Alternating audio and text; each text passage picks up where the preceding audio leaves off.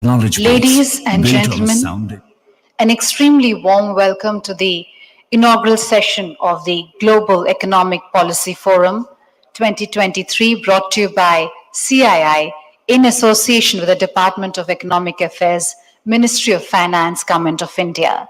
May I please request you, ladies and gentlemen, to please join me in extending a very warm and hearty welcome to our chief guest, Srimati Nirmala Sitharaman ji, Honorable Minister of Finance and Corporate Affairs, Government of India.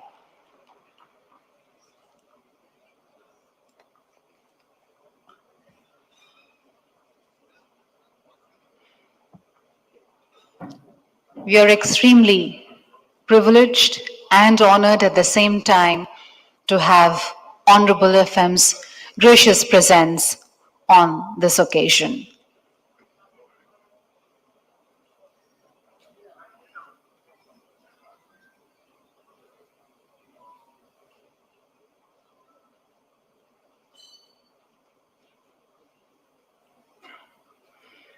Once again, ladies and gentlemen, please welcome our Honorable FM Srimati Nirmala Sitharaman ji. Madam, an extremely warm welcome to you to this program. Thank you for your presence here.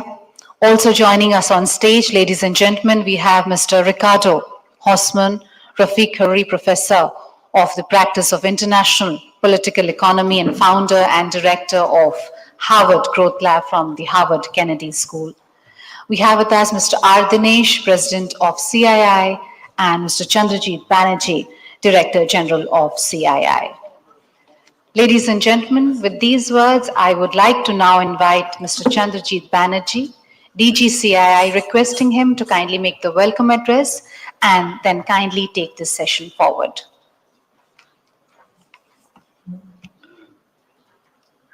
The Honourable Minister for Finance and Corporate Affairs of the Government of India, Srimati Nirmala Sitharaman ji, Dr. Ricardo Hosman, the founder and director of Harvard Growth Lab, Harvard Kennedy School of the Harvard University, President of CII, Mr. Dinesh, Excellencies, very, very distinguished participants from across the world, distinguished guests, ladies and gentlemen.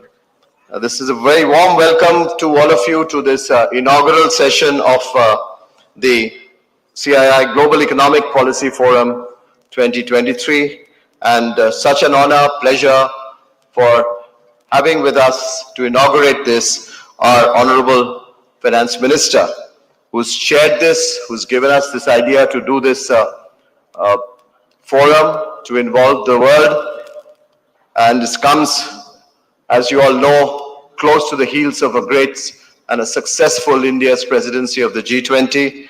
And I just wanted to start by very specially and warmly welcoming our Honorable Minister to our midst, and also to congratulate her for her phenomenal and astute management of the macroeconomic management, if one can say, which has resulted in a strong set of GDP growth numbers for the second quarters, which has exceeded the market expectations, and all of us.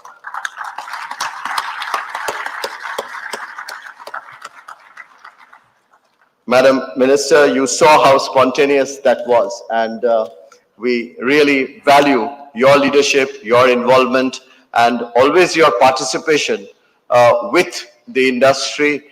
And we have seen you across the world, and it's great to have yourself involved with this, with the journey of the Indian industry. Whenever we come and cry on your shoulders, you really have solutions always for us. May I now also turn to another very distinguished professor. Professor was speaking to us just a little while back, Dr. Ricardo Hosman, and the way you presented to us the entire model and your perspective was indeed most insightful. And as an institution, an Indian industry, we look forward to staying engaged with you. And very, very warm welcome to you, Dr. Hosman. Thank you very much for being with us here. On behalf of CII, I'd also like to really take this opportunity to welcome each one of you to this very, very important forum. As you all see, the response that we have received is unbelievably and very, very strong. And while we have 6 different tracks that we are going to discuss over today and tomorrow, and as our theme sums it up, with the 6 tracks would really be on the economic growth, global cooperation, digital transformation, climate action, inspiration from India, and gender parity. And we have, besides, of course, Indian industry, global industry, think tanks, academia, policymakers, all involved in this process over today and tomorrow. We'll have more than 60 policymakers, including global experts from across. So we really look forward to a very, very exciting today and tomorrow, and look forward very strongly to the inaugural session and our Honorable Finance Minister's address. With that, I'd like to once again welcome each one of you to this conclave and to request you to participate most enthusiastically. Thank you, ladies and gentlemen.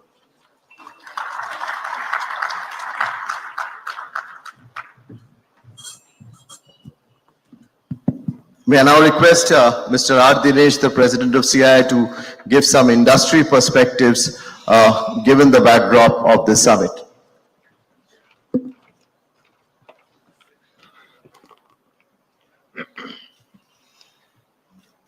Honorable Finance Minister, Professor, CB, dignitaries, ladies and gentlemen. Let me add my very warm welcome to all of you for the inaugural session of the CII Global Economic Policy Forum 2023. For the inaugural session, and it is befitting that you are joining us today, as this unique forum is going to serve as a platform for thought-provoking discussions on making sure that we are able to solve or resolve in the best manner possible the contemporary global economic challenges which we all face. We are aware of your passion and how you have championed the Indian industry's economic agenda, and we thank you for that encouragement and leadership. We are indeed grateful that you have consented to chair this forum, and we look forward that under your leadership to scale up this forum to become the voice of the Global South going forward as well. We know that you are coming out of Parliament today, so once again, a very special thanks for joining us, and really appreciate that. I think in the B20, we managed to, I would call it, create a roadmap for many of the points which can become the bedrock for a building consensus with developing and developed nations. As we look at satisfying the basic requirements, we then believe that what are the best solutions which can be built, whether it is for health, education, or the economic agenda for equitable growth. And here, digitization, in which India has shown significant leadership, can become one of the core requirements or one of the core bedrock on which this can be built going forward.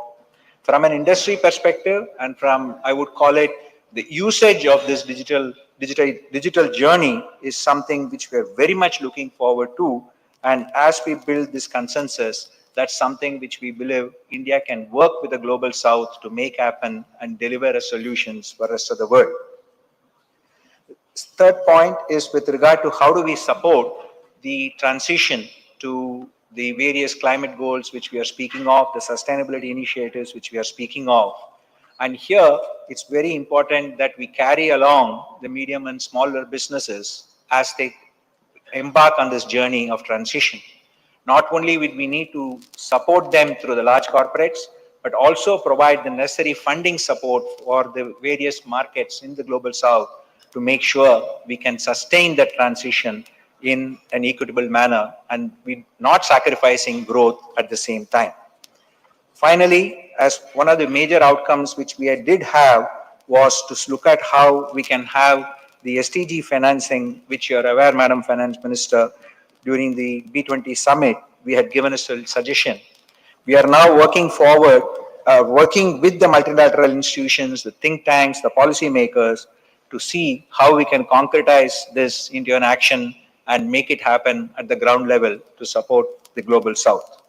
We look forward to working with you and with all of those who are participating today in making this event deliver outcomes and make a difference to India and the developing world going forward. We look forward to the deliberations today and going ahead, and thank you once again for joining us. Thank you. Thank you. Thank you very much, Dinesh. Thanks for that very quick overview.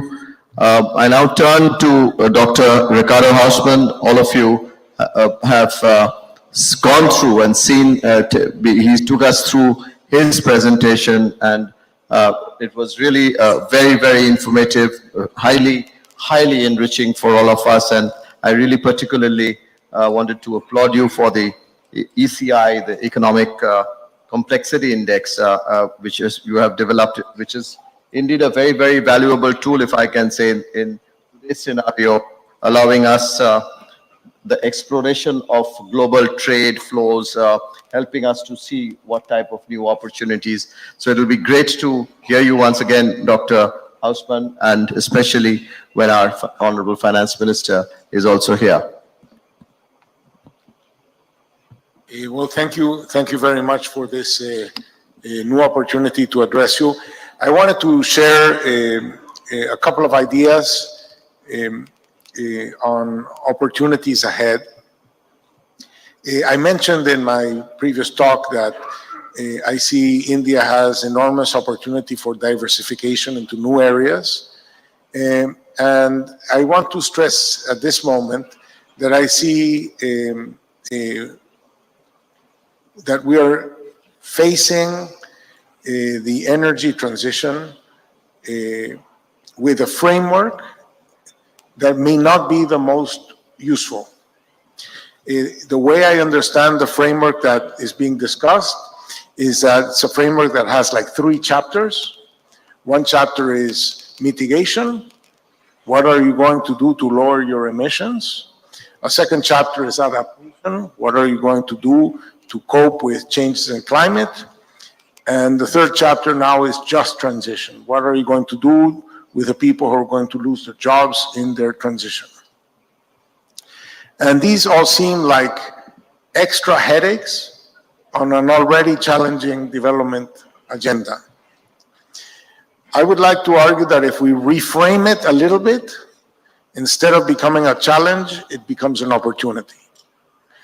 And the way to do it is by noticing that we're right now thinking that if the world needs to lower its emissions, that means that every country needs to lower its emissions, every city needs to lower its emissions, every company needs to lower its emissions, and that we're all looking at ourselves, how is it that we are lowering our emissions?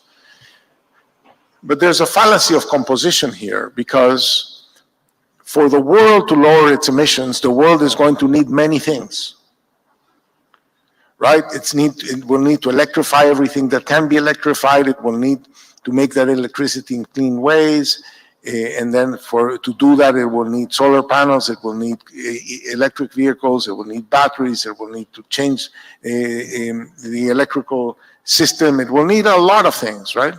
It will need green steel. It will need, right, green ammonia, whatever. So it will need a lot of stuff. Who's going to produce that? Who is going to produce the things that a decarbonizing world will demand? Presumably, if the decarbonization agenda is taken strongly, those things are going to be in rapidly increasing demand. And you want to be on the supply side of those things. Okay, so President Kennedy, who's my school is named after, famously said, ask not what your country can do for you, ask what you can do for your country. I'm going to paraphrase him and says, ask not what you can do to decarbonize yourself, ask what you can do to decarbonize the world. Okay, because in that task of decarbonizing the world is your growth opportunity, it's your growth agenda. And I would like to mention 2 chapters here. One chapter is these enablers I've been mentioning, solar panels, all this list of products. But a second chapter I think is very important and has not been adequately stressed. And that is that oil is exquisitely dense from an energy point of view. A kilogram of oil, a liter of oil packs an enormous amount of energy. And as a consequence, oil and oil products are incredibly cheap to transport, incredibly cheap. I was looking at the destination of Indian oil product exports, refined product exports. India exports to Germany, to Belgium, to the US, to Togo, to South Africa. Means you can transport it enormously. You don't lose competitiveness by being far away. Green energy is incredibly expensive to transport. Incredibly expensive. You can generate in a good place with good sun a megawatt hour of electricity at $20 or less. That's equivalent to $30 a barrel of oil equivalent. So we can generate solar energy at less than half the price of a barrel of oil. If you want to convert that solar energy into hydrogen, it will cost you $220 a barrel of oil equivalent. So you want to use it where it hits. And that means that in the past, energy was so easy to transport that it did not determine where energy-intensive activities took place. So China, Japan, South Korea, Germany, Belgium are poor in energy and they export energy-intensive products. They just bring the missing energy in. In a decarbonizing world, you will not be able to do that. It's not that Mohammed is going to go to mountains, a mountain will have to go to Mohammed. That is, you will have to move manufacturing activities to places that are rich in green energy. That's the way to decarbonize the world. And that's why it's not everybody lowering their emissions. It's you shut down over there, so we substitute for you here because we can do it in a green way. You can only do it in a gray way. And that, I think, is what we call strategy 2. And I think that that's an enormous opportunity for those who can seize the opportunity of generating cheap, reliable energy, not just to decarbonize themselves, but to decarbonize the world, to attract manufacturing activities in that sense. And that's why I'm a big fan of green industrial parks that are going to be plug and play for companies that want access to cheap, reliable energy. They just move to a park, the ecosystem is there, the necessary infrastructure, the connection to the labor force, the logistics, etc., but the green energy is there in order to attract these industries that will have to relocate in order to mitigate, in order to decarbonize. I just wanted to say, because it's a theme of the meeting, the digital agenda. And I think that one of the themes going forward is remote work. We have, I mean, the cost of going to work in developing countries is enormous relative to the daily wage, the time it takes to get to work, the cost it takes to get to work. With the COVID, we learned that things that we used to do in the office can be done from home. And then we learned that things that can be done from home can be done from anywhere. This is an opportunity to incorporate the increasing skilled supply of Indian willingness to work that is located all across the geography to connect them to work digitally. And I think this can expand enormously the access of companies to talent, and it can make growth more inclusive. It's particularly important in a gender theme because the opportunity cost of mothers spending 2 hours going to work and 2 hours coming back is just enormous and a huge disincentive. And it will be a great opportunity to formalize work by taking out one thing that has been an amazing tax on labor, which is commute costs, direct and indirect commute costs, which hurt women particularly more strongly. So, and traps them in in the language of the previous lecture, and making one-letter words because they cannot participate in organizations that can mix letters. So I think the digital agenda has this potential. I'm emphasizing remote work, and I'm emphasizing the gender component and the inclusive aspects of remote work. Let me stop there. Thank you very much, Dr. Hosman, for your remarks and for really bringing out a very, very important perspective. Ladies and gentlemen, when I was welcoming and really putting in our bit of appreciation for our Honorable Finance Minister, we saw that I got, if I may say, a little interrupted by very spontaneous applause. One could have gone on for a few minutes actually to talk about how she has steered the economy, how she has really put India into a spot which is today so very sought after, and people do see India as such a favored destination.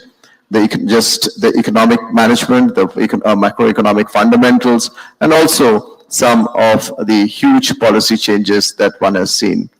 And with that, I'd like to really request all of us to join me in applauding and requesting the Finance Minister now to give the inaugural address for this Economic Policy Forum.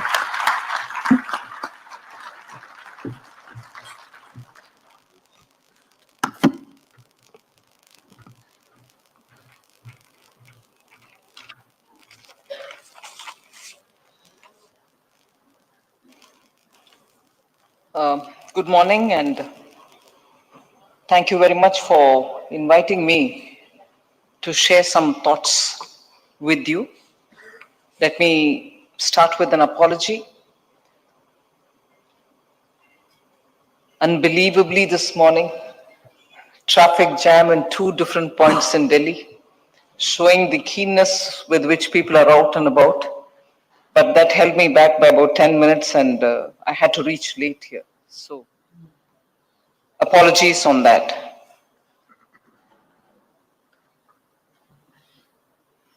I will start by congratulating the CII for having initiated a process which was generally talked about for some time, but which was the need of the hour.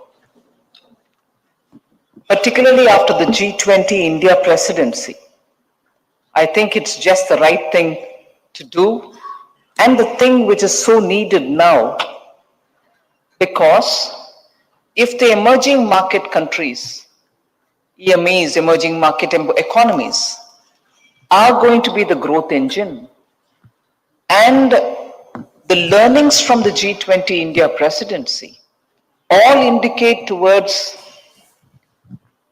the need for greater discussion and a global engagement to understand where exactly the world will have to move from where we are today, at least for the next 20-25 years.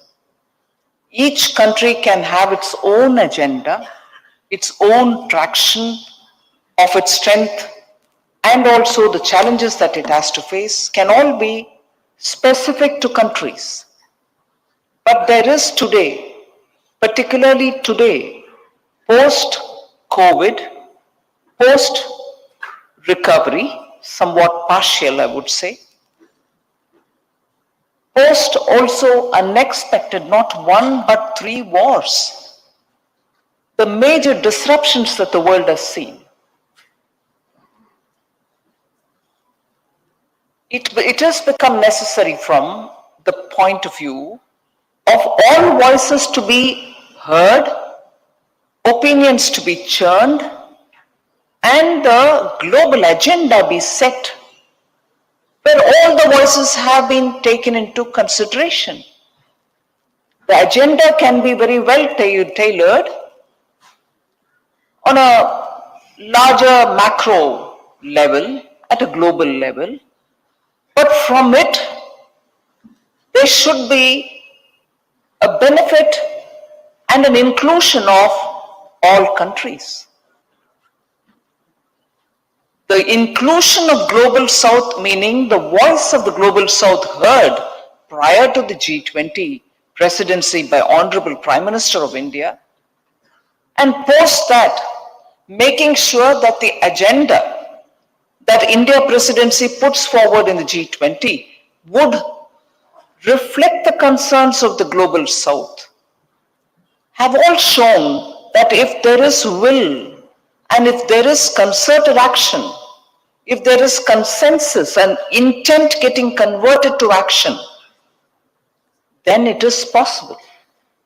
The entry of the African Union into the G20 during India presidency showcases that the G20's will to act was there, it translated into action, and therefore you saw the entry of African Union into the G20. I am indeed grateful to the entire G20 membership for having enabled that.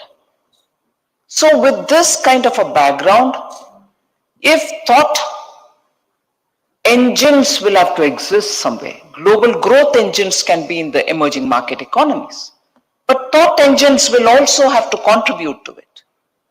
And if thought engines have to contribute, they can't be somewhere exclusive in one corner of the world where the South doesn't reach.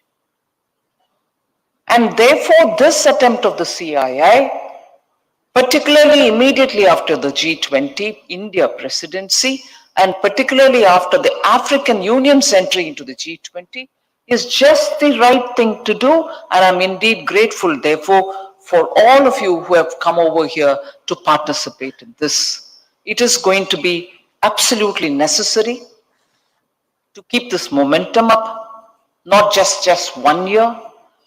For the next few years, we have to persist on this job of putting forward the concerns of the Global South in both the development and development-related actions, and also in those actions which are going to be global, but which will have a bearing on all of us, top of the agenda being climate action. I was glad to hear Professor Ricardo Horstman speak specifically now in his brief intervention about what exactly has to happen on climate action. I heard him keenly and absolutely right that there cannot be mitigation, adaptation related discussions from the standpoint of view of how much it's going to hit me. It also has to be from the point of view of how much of opportunity lies in it for all of us. And for that, of course, there needs to be a lot of thinking, sharing of ideas, and making good that those ideas don't just remain on the table where we discuss, but translate into specific action. So I would think the CII should keep this as an annual calendar event, make sure that this becomes a forum for policymakers to look to and seek ideas and thoughts with which policy which will have a positive bearing on the emerging market economies and also the Global South. There are a few thoughts I had even as Professor Horstman was speaking, that the transitional energy, which he did not mention as a word, but I'm bringing it here, transitional energy challenge is a very big challenge. In the meanwhile, the rapidity with which we want to make ourselves green is another challenge running parallel, but both going in different speeds. Transitional energy and the cost of transitional energy is something which all of us are thinking about. The base energy requirement cannot be filled by renewable energy sources. It's well known, but it is possible to think in terms of rapidly spreading the renewable energy in such a way that individual participation is ensured. India's, if I may use the word, India's success in rapidly moving in the renewable energy space, particularly through the solar, is because both the large park establishments and also the rooftop and the farm hedge-based solar panels are happening simultaneously. We are not just dedicating large stretches of land, barren land, desert land to become the solar hubs. We are equally looking at small holdings of farmland which can have in their boundaries solar panels. Small households have solar panels on their rooftop with the assurance given to them that over and above what they consume, the rest can go to the grid and they will receive payments for it. So there has been a lot of thought going into India's solar and renewable energy execution, fulfilling our norms, nationally determined criteria, conditions, and also moving from one COP to another. The achievements of India in the renewable energy space is because we are making it inclusive. Development has to be inclusive, but the contribution towards these milestones will also have to be inclusive. Only then people realize that these are not things happening beyond them and that they have nothing to do with it. When they contribute to it, they also see the value that it brings to them as individuals and also as a society. One of the thought which Honorable Prime Minister Modi has also been talking to a lot of countries about in the context of International Solar Alliance is, can the world not be linked with grids running across countries and eventually touching every part of the world which will have sunshine 24/7. In the sense, there's always days somewhere when there is night elsewhere. So there should be a global connective grid system operating so that from somewhere there is solar energy getting onto the grid which keeps flowing where it is required. So life can become easier. The International Solar Alliance's approach to have a global grid connectivity, about which I'm glad I have had conversation with Ajay Banga, the World Bank president, to see if that can be done in parts so that eventually we are able to link it all up. Similarly, I also have an appreciation, sense of appreciation. And I would think this is worth moving forward also, the Global Biofuel Alliance. Biofuel is within the realm of every country. You have your own sources of biofuel. You can do it yourselves. And I'm happy to say, when I was the defense minister, we even tried out using aviation fuel, which had a component of biofuel in it, and it was very big a success. Defense establishments were happy to see that biofuel can become effective fuel for particularly the aircrafts. So there are little but significant innovations happening, and I think we should move in that direction.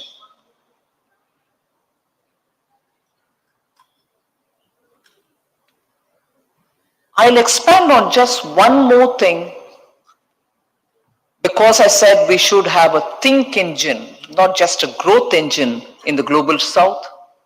Think engine also reflecting the concerns and achievements of the emerging market economies, because it is the various innovative ways with which the emerging markets that have attempted to keep the economy buoyant post the COVID, which have made them stand out as real triggers of growth post-COVID.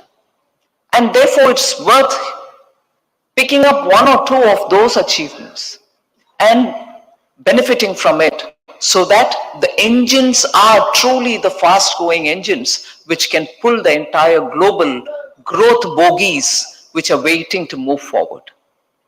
One such a thing from India is the digital technology adoption. It is one thing that the government had invested and created the infrastructure required for the digital world, whether you used it for communication whether it was being used for marketing, whether for health and health service provision, or whether it was financial technology, which was being used for inclusion in the financial world. We have proved that not only our innovations work, but they have been rapidly scaled up and adapted by people who live in the far-flung areas, by women, by semi-literate people. So India's digital achievements, which were very much showcased during the G20 presidency, stand out as an example for two things. One, for inclusion and inclusion without corruption. Because many of the emerging market worlds, that's not to say that developed countries are free of corruption in total, but emerging market and also global south need such technology-driven instruments to make their economies transparent, to be well-governed, and to make sure everybody benefits from governance. So India's fintech revolution, which actually showcases itself through the payment revolution that is happening digitally, has actually shown it is possible to have inclusion, better governance by saving money through technology. India, for instance, after having brought the direct benefit transfer to the accounts of the poor, government's money going to the accounts of the poor directly, have saved more than 2 trillion Indian rupees. 2 lakh crores of Indian rupees has been saved because no more spurious recipient of these benefits. So that makes a difference to your governance itself, brings transparency to the system, and the ultimate beneficiary gets the total amount which is due to him and no pilferages happen. So if this is one side of the story, the other is the common citizen who's well away from the governance headquarters realizes that that very instrument which gives him the benefits also gives him the access to the global market. The way in which Prime Minister Modi has been pushing vocal for local, meaning be vocal about the local products, has made sure that India's poor artisans who stay in the backwaters of the hinterland are today able to make access to the global market. And just around Deepavali, which is a big festival for India, their sales have touched about 1.5 lakh crores. So it's no longer small 1,000 rupees or 10,000 rupees, the cumulative effect of technology reaching your doorsteps, adapted by common people because it's simpler to use, it can be used in any instrument, you don't need to have a smartphone, and if the language is in the language of the user, and India, I'm sure you are aware, has more than 22 languages officially declared as languages active in use. There are very many more dialects as well. So when people are able to use it in their hands, inclusion is achieved. I've been in the policy world for some time, not just as a minister, but even before that. This word inclusion has been on for a very long time. But today, India can stand before you with its head held high, saying how inclusion was brought in just by sheer nudge. The Prime Minister could stand up and speak in his first address from Red Fort, saying those who are receiving subsidy for cooking gas, who don't deserve to get it, who are well above the poverty level, would they please give it up? And they did. More than 1 crore people gave it up. But that was immediately transferred to the poorest of the poor. Technology, similarly, just a nudge, small incentives have been adapted. So it's impacted on good governance positively. It has brought in inclusion, and all the sloganeering about inclusion did not have such results. So my submission for this forum, which is meeting at a very critical time when the global thought process will have to be inclusive, is such examples are better in achieving inclusion, in achieving green goals, than, I'm sorry, I will take this opportunity and use this platform to say it, than a single mono-sided decision to bring in border adjustment taxes. I want to make my industry green, so I will impose on you a certain tax because you're coming up with non-green products, and with that money, I will make my industry green. The border adjustment tax logic just goes against the concern of the South, the global South. Every country will have to have resources generated to meet with the demands so that we are better adjusted to the green commitments that we've made globally. But cross-border imposition and that money going towards somebody else's green agenda, if anything, if I don't sound extreme and if you'll indulge me for a minute, is not moral at all. Lastly, whether it is climate, I understand you have 6 sessions. Very good concerns have been picked up, economic growth on which all of us are speaking. You need to have technology, you need to have innovative ways of funding your own growth. You need to make sure that you've identified sections which need that kind of help. In a recent discussion, Honorable Prime Minister openly said, for a complex and very diverse country like India, he said, look, I look at only 4 different sections of India's society. And many of you I can see in the audience who are not from India. You must have heard about very many divisions, which are natural. They have their strength, they have their weakness. But they have been effectively used by forces who do not want India to move fast on the growth track to speak against, whether it is caste, whether it is regional differences, whether it is linguistic division, or whether it is even religious differences. Things don't help if you divide using any of these. So the Honorable Prime Minister has given, and I'm saying this today because it is necessary for us to understand that every aspect of India's growth will have to be addressed, and that is what is making delivery possible to the last person who's waiting there saying, I need some help from the government. And therefore, from the point of view of Prime Minister Modi, it was only the poorest of the poor as one group who needs immediate attention for all kinds of governmental support. The farmer, because he produces everything, that which not just you, but the entire globe requires. Look at the insecurity that the wars have brought on us on food security matters. Total insecurity. Will I get my grain?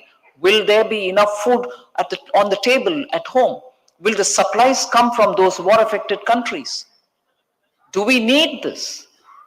So if countries do focus on their farmers, and for which, of course, the age-old fight of the global South against the WTO, for instance, for having accepted rules which are very favorable for some countries in giving assistance to their farmers, but not accepting any other country, such as the emerging market economies, to give assistance to their farmers.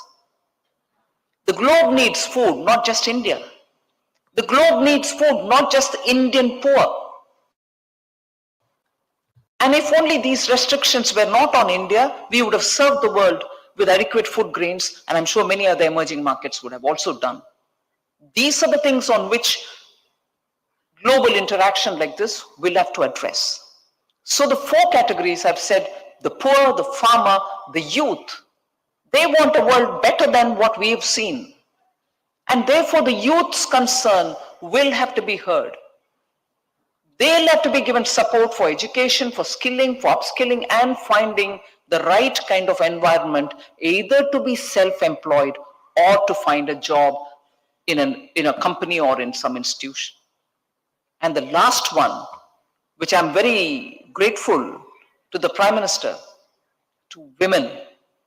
So the fourth category, not in that order, in any order, women. We need more women in policy making. We need more women in businesses. We need more women in the boardrooms. We need more women even on the shop floors. Today, India, in the rural hinterland, is giving drone techniques to women, supplying them with drones so that they can go to the field and undertake more healthier practices such as spraying the fertilizer on the leaves rather than enriching with pesticides the soil, which is now going deep into the grounds, poisoning our waters. So the women, the drone Didis, as I can use this expression, are the ones who are going to deliver the villages to take care of Mother Earth, to produce more crops, and be the ones who are going to be mastering the technology for maintaining and operating the drones in the villages for agricultural purposes. So I understand I've taken too much of your time, but effectively, the points that I want to place before you is that this institution or this arrangement should become a calendar event. It should churn out thoughts for the global south and also for the rest of the world. You should be the ones who set the agenda for the next 25 years so that the world moves on the right direction and doesn't fall into such serious concerns as war, as epidemic, where we are not able to help one another or run for vaccines from one country to another, and so on. Countries can benefit by adapting technology into policy making. So thank you again, Professor Hosman, for being here and talking to us. Thanks, CII, for having taken this initiative. And thanks to every one of you who've come here and who would enrich this conversation and make it possible for the world to hear from you about what we need to do in the next decades. Thank you very much.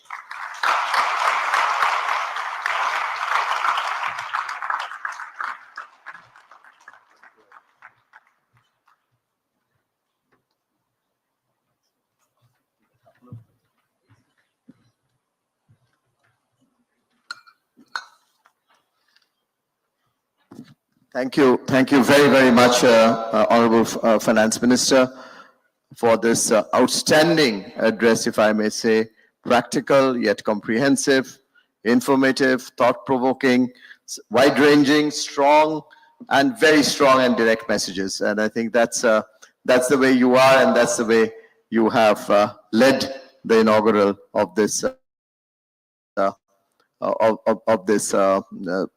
very, very critical forum. I dare not to really sum up at this point in time what you said, but we'll open it up for a few questions which the Honorable Finance Minister has kindly agreed to take. And I just wanted to touch upon a point which Professor raised, Dr. Hosman raised, about the productivity and our human capital, which you spoke about, Dr. Hosman, and I'd like to really, once again, ask the Finance Minister, actually. I've heard her many times focus on health, education, outcomes, and you have really addressed that so very much in your policies. So maybe would you like to allude to that, Madam Finance Minister, to this global audience?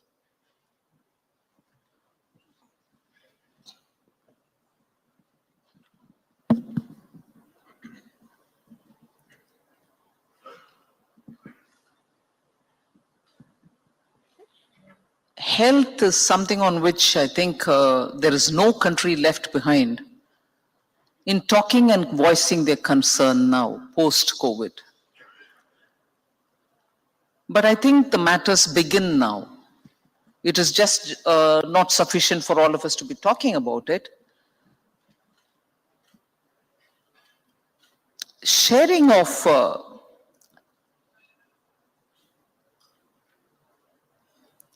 medicines, vaccines,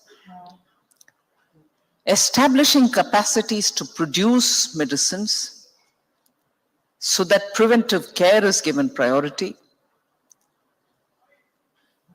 and having a fairly flexible policy so that the capacities are created first and then each country can look at how they can have a larger national angle to things. I've started in a very ambiguous way to answer this question, but what I'm trying to say is very few countries today have mastered pharmaceutical, let's say the entire cornucopia, and produce enough generic drugs which are cost effective, are not obsessed with the brand image of each of them, and who can actually be ready to share this with countries which do not have them. And above all, continue to maintain that supply till such a time the countries can have their own capacities. In my time as Commerce Minister, I remember literally speaking for the Indian pharmaceutical generic drug manufacturers so that they can establish units in countries which don't have access to generic medicines.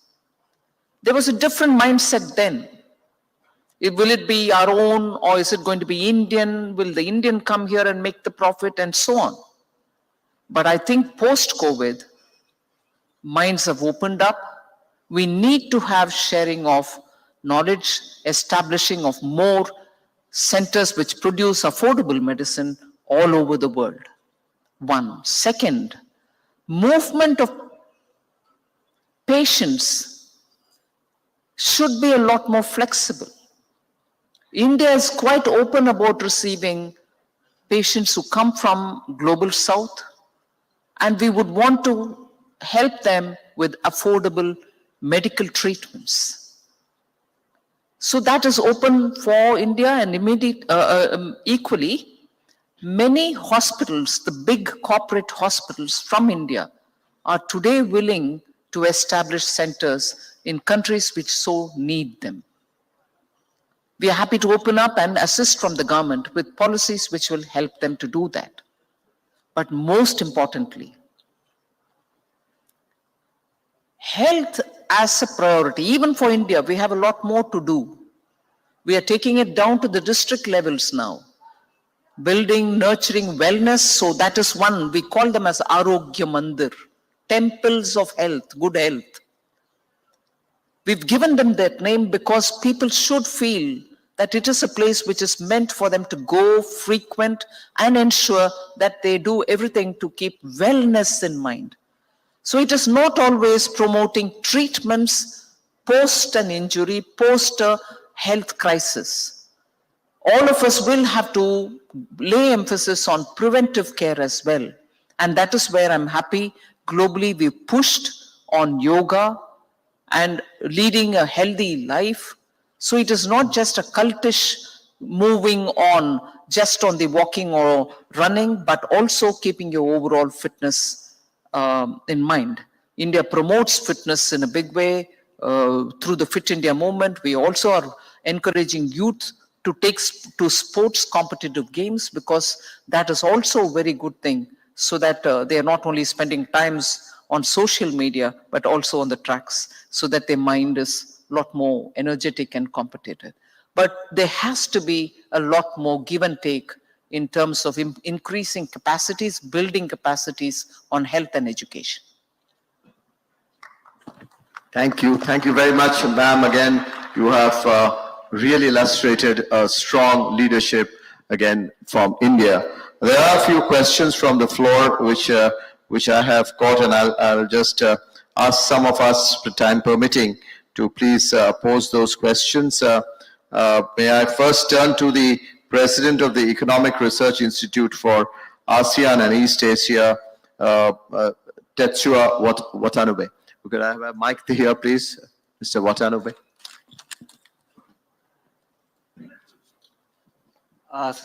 Thank you, Excellency, for the opportunity. G20 presidency, India, has been very successful in bringing the attention of global South agenda to the other part of the world. Do you have any message to develop the countries like Japan, how they can contribute the global South in formulating a new world economic order? Thank you. I'm indeed grateful that you've asked this question. I think the global economic order will have to be reshaped, will have to be rewritten, and certainly when countries like Japan move forward on that, that itself gives it a great heft. So I'm indeed grateful that you've come up with that question. There's just a lot that when Japan works together with other countries, that can be achieved. Because you have come out of your post-Second World War situation with such immense grit and sheer perfection with which you built up your society. That can be lesson for very many countries who are just making it up now.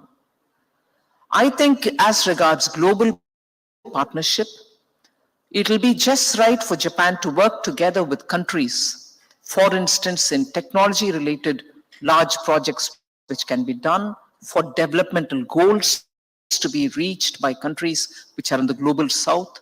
You can partner with countries which are resource-rich so that you can help them to value add for those resources. You can partner with countries like India which have human capacities, meaning human resources, which are so technically qualified, which have experience in conducting major projects outside. You can work together with them and take the message forward and also launch major initiatives in countries, let us say in Africa, in South Asia, and also in the Pacific Islands. The island communities are also those which need help. So Japan, with its historic, scientific, and technology masterclass can initiate together with countries which either have major resource deposits or which are agriculturally product rich and take them forward to the rest of the world. So I'll invite Japanese participation for the sense of discipline that you bring in, for the professionalism that you bring in, and also the worldview you hold. I think it'll be a great step forward in making the world better. Thank you. May I now turn to one of our High Commissioners present here, High Commissioner Wong, Singapore. The mic's there, just on to your left, High Commissioner. Thank you. Good afternoon, Honorable Finance Minister.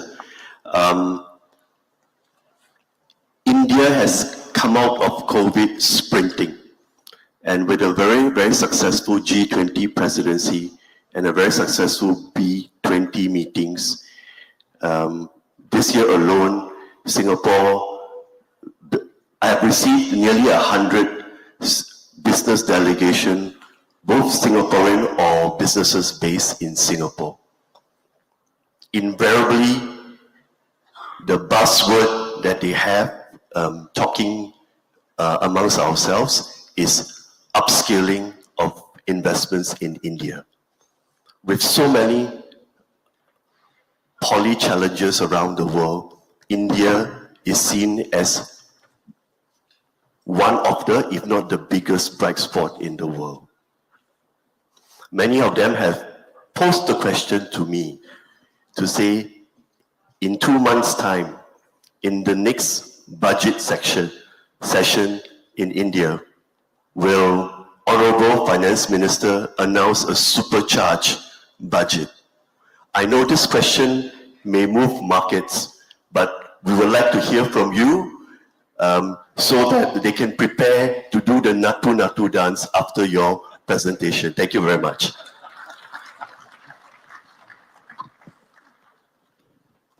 Thank you. And coming from Singapore, I understand the strength with which this thought has been put through as a question. And I'm sure the audience is very familiar as to how we've had an MOU signed with Singapore on real-time exchange between our IFSCA center and also the Singapore Stock Exchange. And the payments are also, the digital payments are also happening real time with Singapore because their system, digital system and our system are now in a position to talk to each other. So technology has really found a very attractive groove, if I may use that word, in the relationship between India and Singapore. But to the point that you asked me, I'm not going to play a spoiled sport. But it is a matter of truth that the 1st February 24 budget that will be announced will just be a vote on account because we are in an election mode. An election happens during the summer, the coming summer. So the budget that the government presents will just be able to, or would just be a budget to meet with the expenditure of the government till a new government comes to play. So, and that budget, following the British tradition, is called vote on account.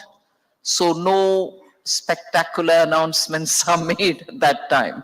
So you may have to wait till after the new government comes in July will be the next full budget, July 2024.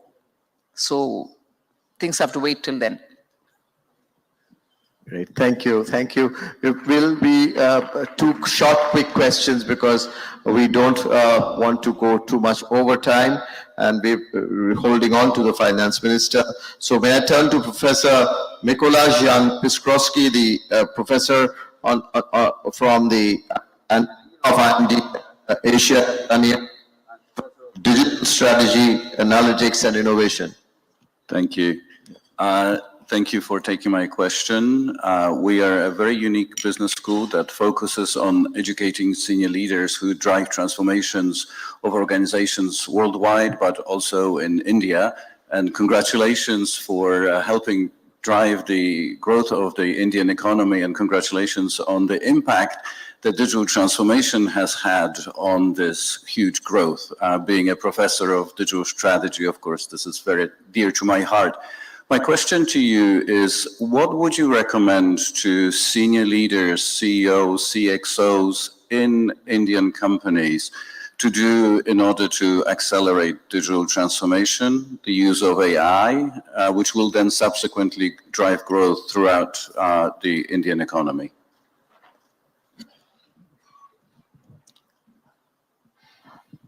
I'll certainly encourage him to adapt to using AI. I'll certainly encourage them to take Industrial Revolution 4.0 seriously. I would want them to be sure that in their planning for short term, medium term, and long term, AI and Web3 are all taken in the right spirit to improve productivity, to improve efficiencies, and to make sure that you are able to take the monotony out of due diligence. You need to have due diligence, you need to have compliances, but maybe AI will help you to do it smartly. So for all these purposes, yes, Indian executives will now have to give good quality time to infuse AI into their scheme of things. But more importantly, I think if they only see the intent of our government, and if they only are able to see where the government has pitched India in getting AI, in using AI, and also having test cases worked as pilot projects in AI, we have announced setting up 3 different centers of excellence for AI.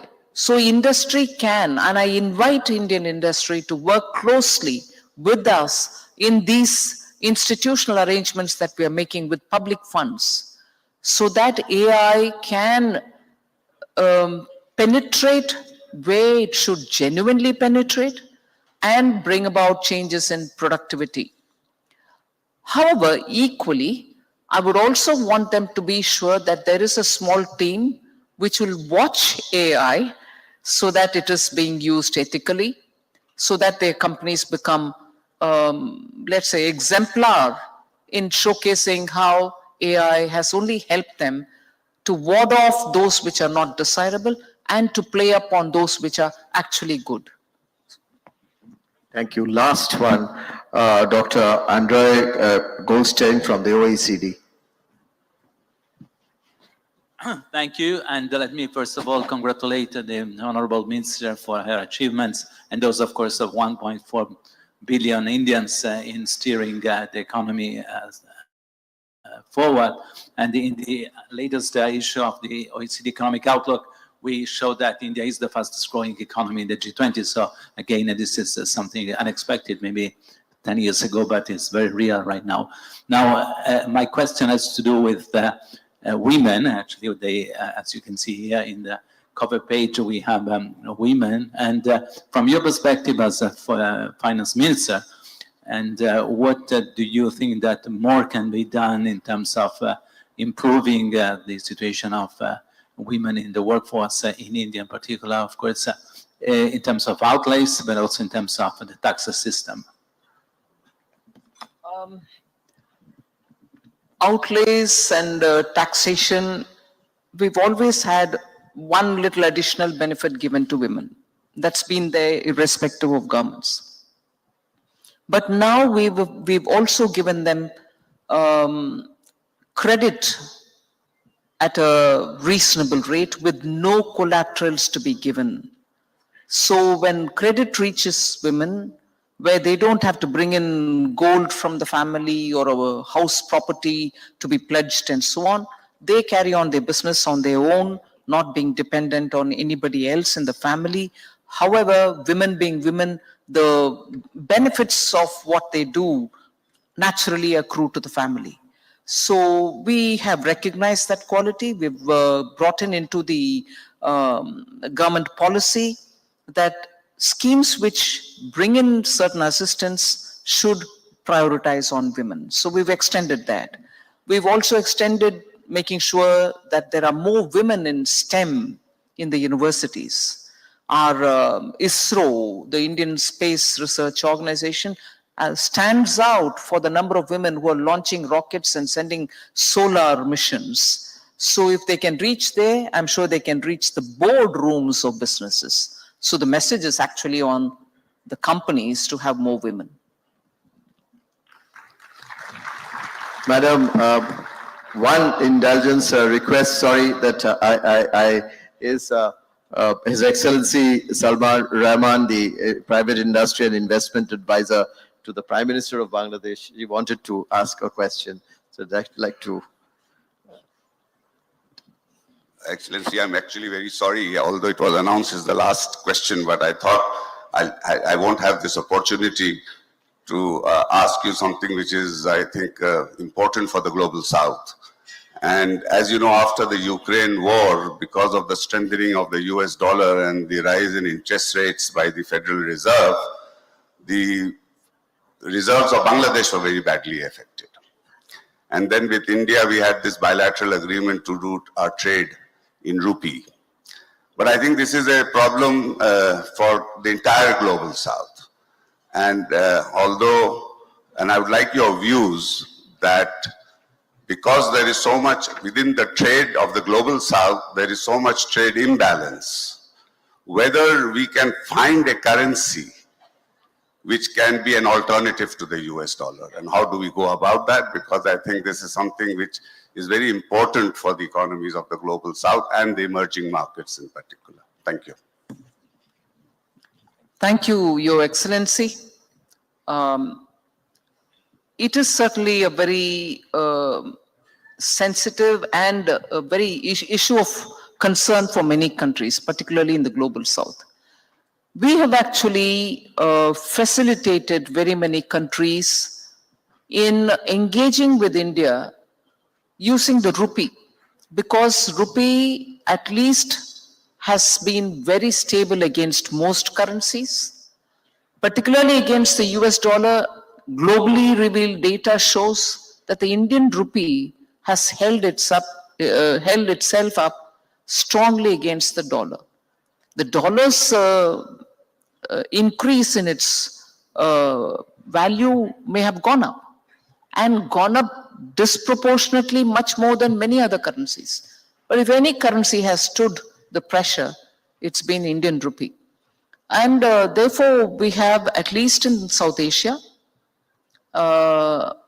and some countries in Africa, already started the process of having rupee trade. With Russia, of course, we've had a rupee trade of sorts earlier. Now we have a different kind of mechanism through which we are facilitating rupee trade. I can see officers of the External Affairs Ministry who are here. This is something we are actively promoting and taking it forward. But on the larger issue of which currency will it be, if not the US dollar, I think there's a lot of discussion, thought process which have to be taking out their own time, their own discussions, and it's going to be not an immediate thing that we can talk in detail about. It's a thought there, it's floating around. We'll have to see how that's going to work out.